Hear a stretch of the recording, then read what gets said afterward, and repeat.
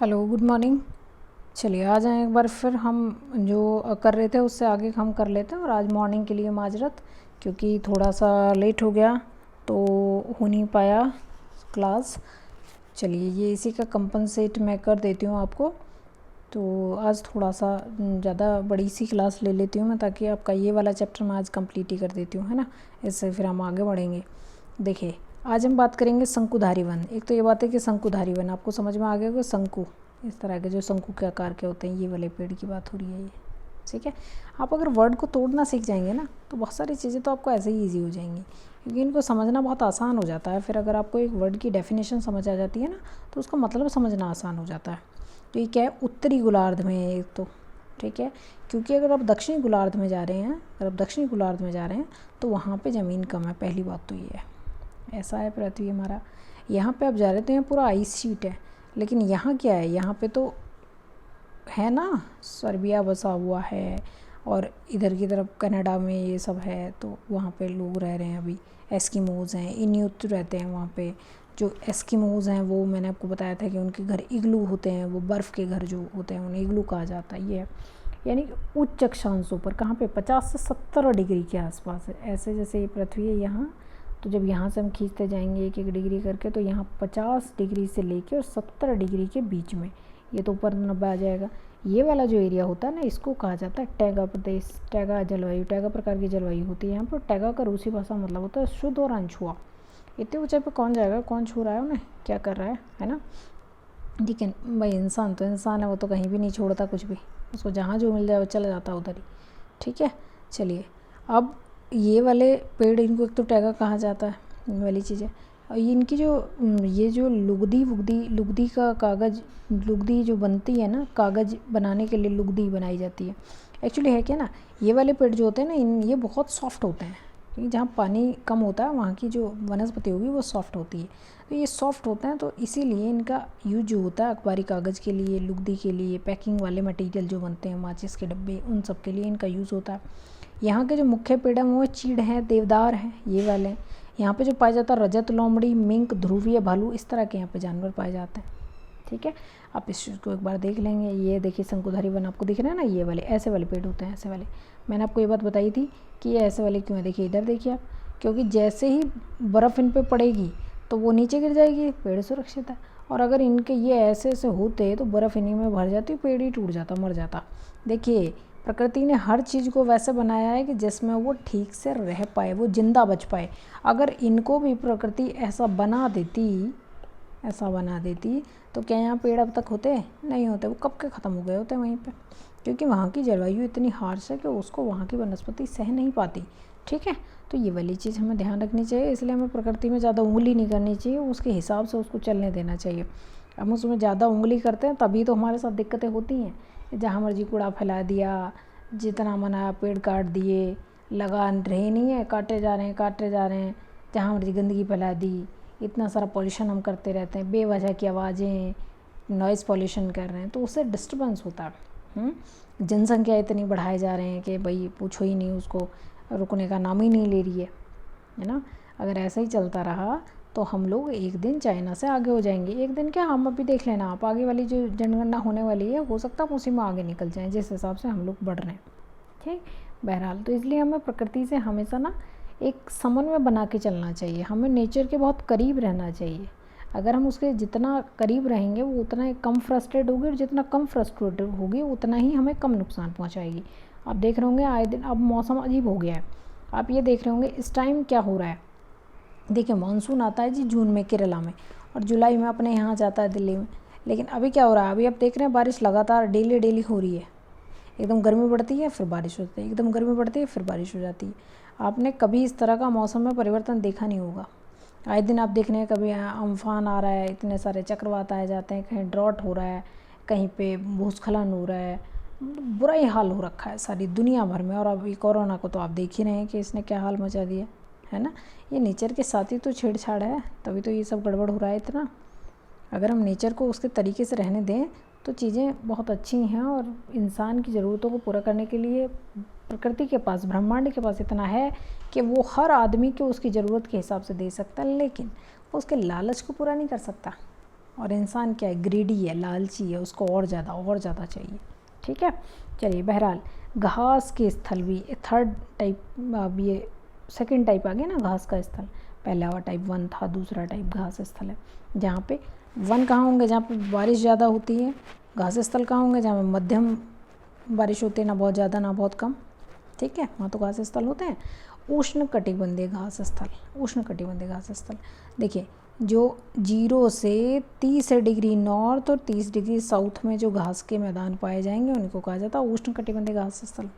समझ गए, उष्ण माने गर्म, कटिबंध माने क्षेत्र, घास स्थल तो आपको पता ही है, भूमध्य रेखा के किसी भी तरफ हो सकते हैं, क्योंकि ये वाला पूरा रीजन इधर भी साउथ में भी 30 डिग्री तक और नॉर्थ में भी 30 डिग्री तक, 0 डिग्री से दोनों तरफ। ये है। वनस्पति कहाँ होगी, निम्न से मध्य वर्षा वाले क्षेत्रों में पैदा होती है ये घास। घास काफ़ी ऊंची हो जाती है, ऐसे एरिया में लगभग 3 से 4 मीटर की ऊंचाई तक भी बढ़ जाती है। समझ पा रहे हैं आप, जो एक साड़ी होती है जो औरतें पहनती हैं वो 5 मीटर की होती है नॉर्मल साड़ी, तो आप देख लीजिए कितनी बड़ी हो जाती है घास। समझ गई बात को। अफ्रीका का सवाना घास स्थल, सवाना कहाँ है, सवाना पता है आपको कहाँ है, सवाना है जो आपने सूडान देखा है ना, सूडान उसी के आसपास वाला जो एरिया है ना, वहीं पे सवाना घास स्थल पाया जाता है। ठीक है, इसमें हाथी, जेब्रा, जिराफ, हिरन, तेंदुआ ये वाले जानवर पाए जाते हैं। अब देखिए शीतोष्ण घास स्थल कहाँ होंगे, अब आप ऐसे देखिए, ये 0 डिग्री 30 डिग्री तक क्या हो गया उष्ण, 30 डिग्री के ऊपर 60 डिग्री तक क्या हो गया शीतोष्ण। ऐसे इधर भी 66.5 कर लीजिए या 60 कर लीजिए। ठीक है, ये आपको समझ में बाद में आएगा कि मैं ऐसा क्यों कह रही हूँ, ऐसा कर लीजिए वैसा कर लीजिए, फिलहाल समझिए आप। तो ये शीतोष्ण मतलब कुछ शीत कुछ उष्ण और बीच का जो एरिया बन गया। ये जलवायु बड़ी प्यारी होती है, बहुत अच्छी जलवायु होती है, और इसमें ना तो बहुत गर्म होता है ना बहुत ठंडा होता है। वो तो एक नेचर के साथ बहुत ज़्यादा खिलवाड़ हो जाता है, तो कभी कभी वहाँ पे इस तरह की चीज़ें हो जाती हैं। समझिए आप बात को, गड़बड़ हो जाता है। तो यहाँ इस वाले एरिया में जो घास स्थल पाए जाएंगे उन्हीं को हम क्या कहते हैं, उन्हीं को हम शीतोष्ण घास स्थल कहते हैं। शीतोष्ण घास स्थल कहे जाएंगे वही। तो इसमें ये महाद्वीप के भीतरी हिस्से में पाए जाएंगे, एक तो ये बात है, अक्षांशीय क्षेत्रों के महाद्वीप के भीतरी हिस्से में बीच वाले एरिया में पाए जाएंगे। दूसरा ये है छोटी और पौष्टिक घास होती है इनमें की है, इनकी ऊंचाई इतनी ज़्यादा नहीं होती है, क्योंकि आप देख रहे होंगे जो 3 से 4 मीटर वाली थी वो जो सवाना है वो कहाँ पे है, शीतोष्ण। पानी कैसा है, बारिश ज़्यादा है, तो कैसा लंबाई चौड़ाई बढ़ जाएगी कि नहीं बढ़ जाएगी किसी चीज़ की, बस। तो यहाँ कम है, तो यहाँ पे इस तरह का है। यहाँ जो पाए जाते हैं जानवर, जंगली भैंस, तेंदुआ, बाइसन, एंटीलोप, ये सब पाए जाते हैं। अब कटीली झाड़ियाँ शुष्क, जहाँ रेगिस्तानी एरिया होगा वहाँ पे कटीली झाड़ियाँ होगी। समझ गए। महाद्वीपों के पश्चिमी किनारे पर, महाद्वीप जैसे मान लीजिए जैसे ये कोई मैंने महाद्वीप बनाया एक, आप ऐसे मान लीजिए ये बनाया मैंने, मान लीजिए तो पश्चिमी किनारा कौन सा, देखिए अब मैंने इसको ऐसे बांटा, तो ये क्या है, ये वाला एरिया जो है ये पूरा कैसा पूर्वी, ये कैसा ये पश्चिमी, तो इस वाले किनारे पे पाए जाएगा महाद्वीपों के। ये रेगिस्तान जो पाए जाते हैं, आप देखिए दुनिया में नज़र उठा के देखेंगे ना, तो आप जब रेगिस्तान अगर आपको दिखेगा तो वो कहाँ दिखेगा, पश्चिम किनारों पर दिखेगा ज़्यादातर। ठीक है, आप उसको देखिएगा, एक बार मैप देखेंगे तो आज आपको समझ में आ जाएगा कि ऐसा होता है। उसकी कुछ वजहें होती हैं, वो मैं आपको आगे बताऊंगी, अभी नहीं। गर्मी बहुत ज़्यादा होती है, रेगिस्तान का मतलब ही क्या होता है कि बारिश कम, वाष्पोत्सर्जन ज़्यादा, पानी आता कम है और उड़ता बहुत ज़्यादा है, तभी तो वहाँ पे ऐसी स्थिति बन जाती है कि सूखा सूखा हो जाता है सब कुछ। तो अब दुनिया के जितने रेगिस्तान है आप सबको चिन्हित कर लेंगे, मैप में आपके बना हुआ होगा, है ना। भारत का बड़ा रेगिस्तान का नाम मैं आपको बता देती हूँ, थार है वो, उसका नाम थार है, तो आप उसको ढूंढ लीजिएगा कहाँ है। रेगिस्तान के कुछ जानवरों के नाम आइए आपको ढूंढना है। यदि आप ध्रुव प्रदेश में जाएँ, अच्छा एक चीज़ और आपको मुझे यहाँ बतानी है, आप ये समझते होंगे कि रेगिस्तान का मतलब सिर्फ होता है रेत वाला, रेत दिखे तो वो सारा का सारा रेगिस्तान, नहीं, बर्फ़ का भी रेगिस्तान होता है। पता है क्यों, क्योंकि जहाँ जैसे ध्रुव वाला एरिया ये भी तो रेगिस्तान ही है, क्योंकि यहाँ पे बर्फ़ जमी है, बर्फ़ जम रही है और कुछ है ही नहीं है क्या, बारिश तो होती नहीं, बारिश नहीं होती इधर, कम होती है, बहुत होती है, तो बहुत कम बारिश होएगी। और सूर्य की रोशनी पहली बात तो आती नहीं है, और अगर आती भी है तो पूरी की पूरी चीज़ों को रिफ्लेक्ट कर जाती है। तो इस वजह से यहाँ पे क्या है, ये पूरा बर्फ़ ही बर्फ़ है, रेगिस्तान में कुछ होता है नहीं। तो यहाँ वही वाली सिचुएशन है, तो इसको भी हम क्या कहेंगे, ये भी तो रेगिस्तानी हो गया। तो इसलिए आज आपके बाद में आपको अपने दिमाग से ये चीज़ निकाल देनी है कि रेगिस्तान सिर्फ बर्फ़ रेत वाला होता है। तो रेगिस्तान वो भी होते हैं जहाँ बर्फ़ होता है। लद्दाख वाला रीजन आप देखेंगे तो आपको वहाँ का समझ में आ जाएगा कि अरे ऐसे भी है, ठीक है, ऊंचाई वाले जो एरिया होते हैं। तो अब यहाँ देखिए यहाँ क्या होता है, ये वाला जो मैंने आपको बताया है, ये हुआ क्या है इसमें।